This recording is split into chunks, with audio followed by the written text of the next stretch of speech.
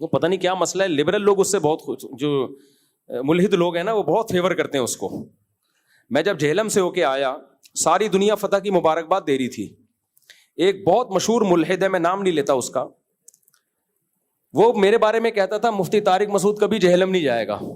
میں کہتا تھا یار یہ ہے تو ایتھیسٹ, یہ ملحد ہے, اس کے لیے تو میں اور انجینئر دونوں برابر ہیں نا, کیا خیال ہے؟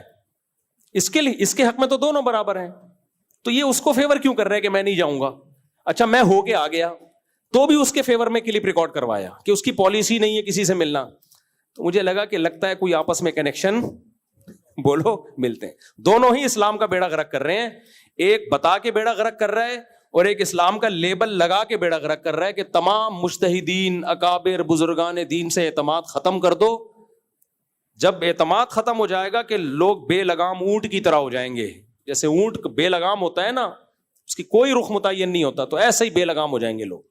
تو دونوں ماشاءاللہ اسلام کے خلاف کام کر رہے ہیں, ایک بتا کے کام کر رہا ہے جو ملحد ہے, اور ایک بتاتا ہی ہے کہ اسلام کی خدمت کر رہا ہوں, کام اسلام کا بیڑا غرق کرنے والا کر رہا ہے. نارتھ کراچی میں ایک دن, تو یہ پولیس کو اپریشیٹ کرنا چاہیے, یہ میں نے اس لیے ریکارڈ کروایا کہ جب پولیس اچھا کام کرے تو اس کو اپریشیٹ کرنا چاہیے. تو ہم اپنے سر سید تھانے کی پولیس کو اور جو بھی علماء مولانا عمر صاحب سمیت جنہوں نے قانونی طریقہ استعمال, اگر یہ ڈنڈے والا طریقہ استعمال کرتے میں کبھی اپریشیٹ نہیں کرتا, سمجھ رہے ہو, جا کے مار دھاڑ ٹھیوں ٹھیوں یہ نہیں ہوتا, یہ ہم ملک میں چلنے نہیں دیں گے, یہ طریقہ نہیں چلنے دیں گے ہم ملک میں.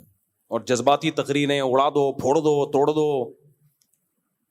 جو ایسی باتیں کیا کریں اڑا دو, بولے تو خود اڑا دے, خود اڑا دے جا کے.